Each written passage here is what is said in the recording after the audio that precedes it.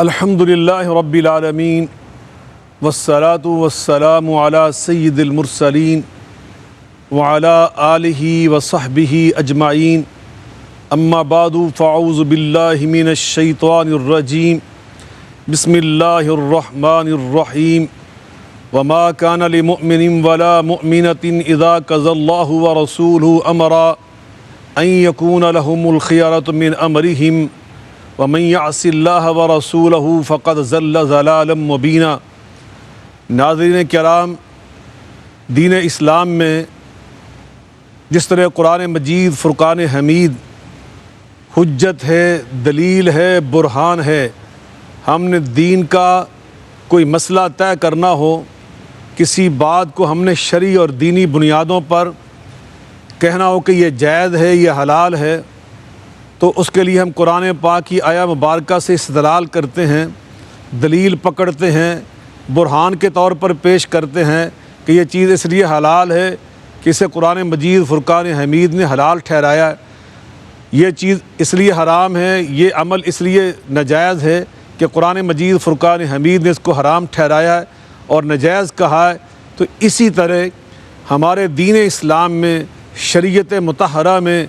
نبی کریم صلی اللہ علیہ وسلم کی حدیث پاک، آپ کی حدیث شریف کا یہی مقام ہے،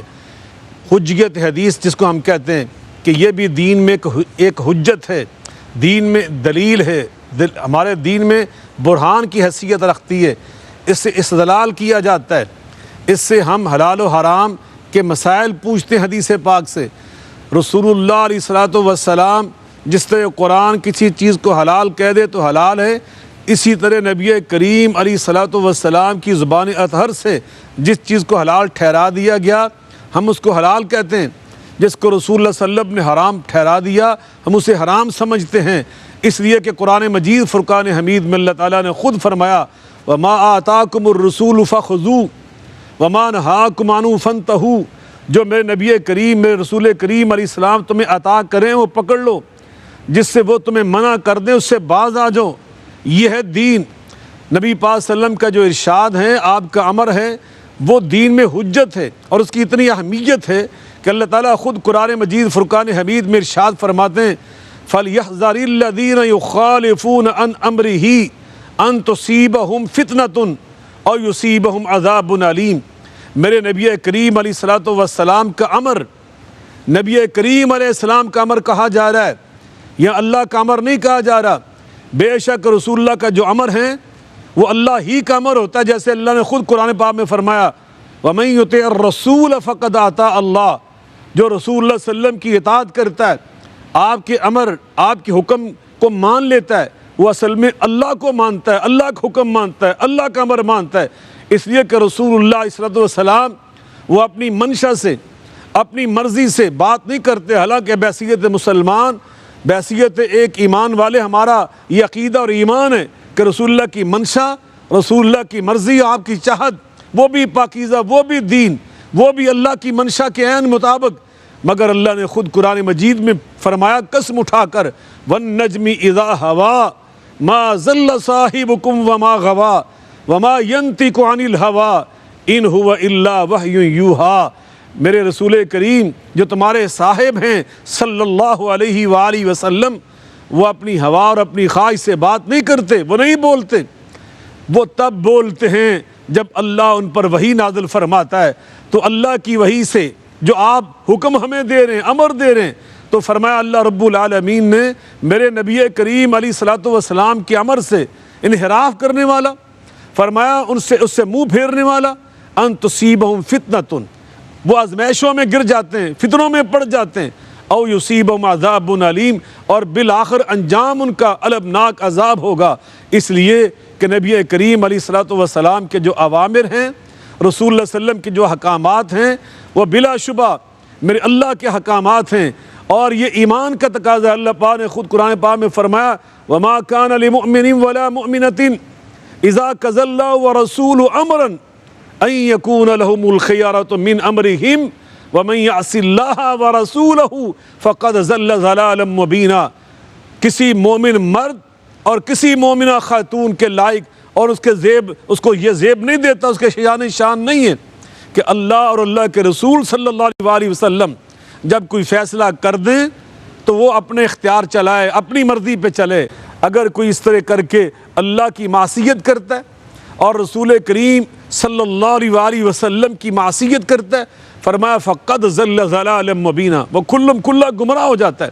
اسی طرح اللہ پاک نے اپنی ربوبیت کی قسم اٹھا کر فرمایا فلا وربک لا یؤمنون حتی یحکموک فیما شجر بینہم فیما شجر بینہم ثم لا یجدوا فی انفسہم حرجا مما قضیت ویسلموا تسلیما۔ اے میرے محبوب کریم علیہ السلام، مجھے تیرے رب ہونے کی قسم ہے، مجھے تیرے رب ہونے کی قسم ہے، یہ لوگ اس وقت تک مومن نہیں بن سکتے جب تک یہ تجھے اپنے مقدمات میں، اپنے جھگڑوں میں، اپنے تنازعات میں اپنا ثالث اور قاضی اور اپنا حکم نہ مان لیں اور پھر آپ کے فیصلوں پر دل کی رضامندی سے اسے تسلیم نہ کر لیں، تو فرمایا یہ مومن نہیں بن سکتے۔ تو اللہ نے تو نبی کریم علیہ الصلوۃ والسلام کے جو اوامر،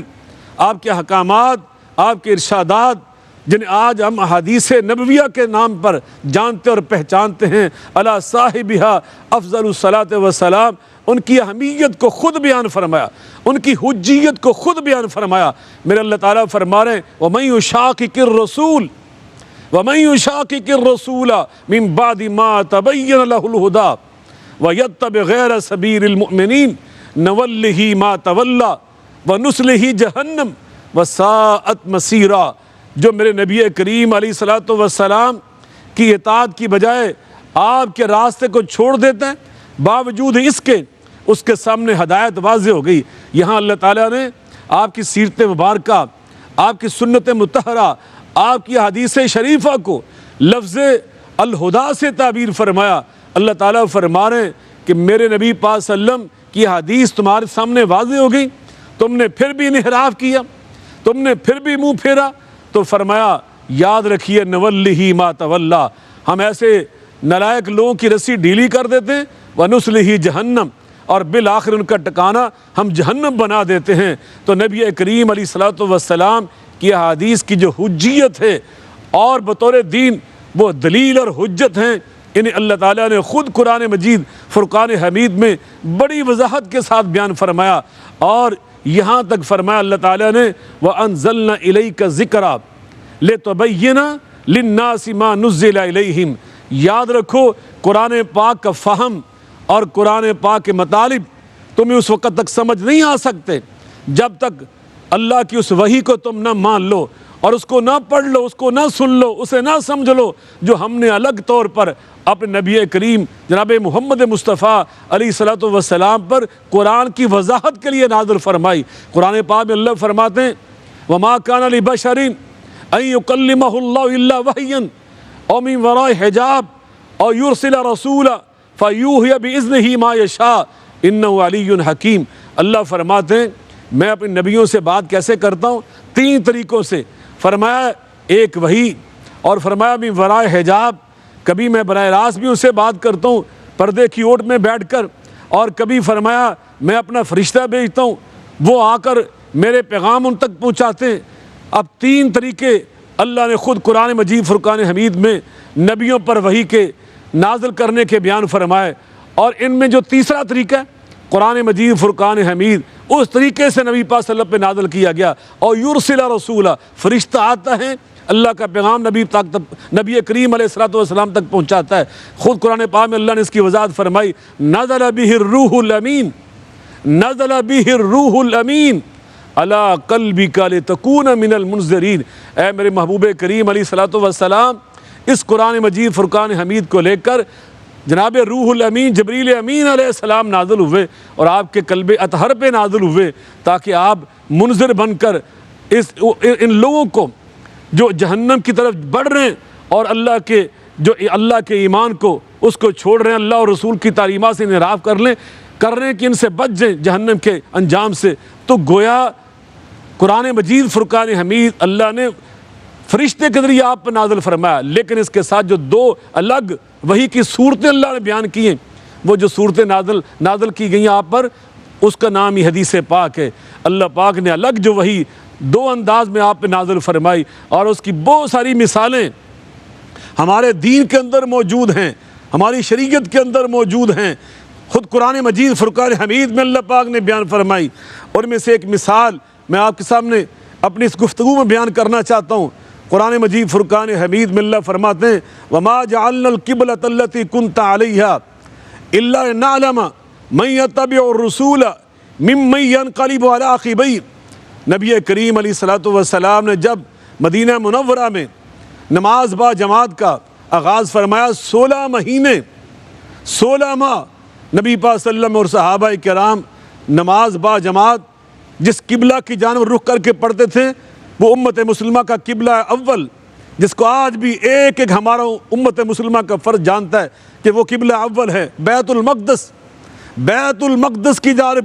آپ رخ کر کے اور صحابہ رخ کر کے نمازیں پڑھتے رہے۔ پھر نبی پاک صلی اللہ علیہ وسلم کی چاہت،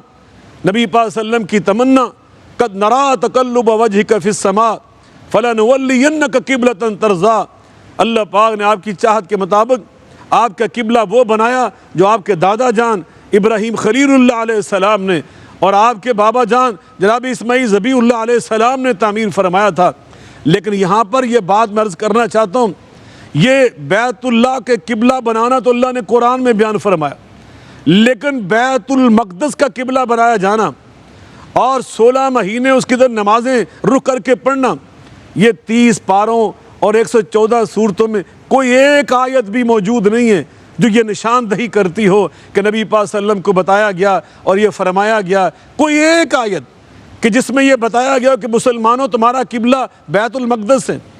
تم نے رخ نماز میں ادھر کرنا ہے۔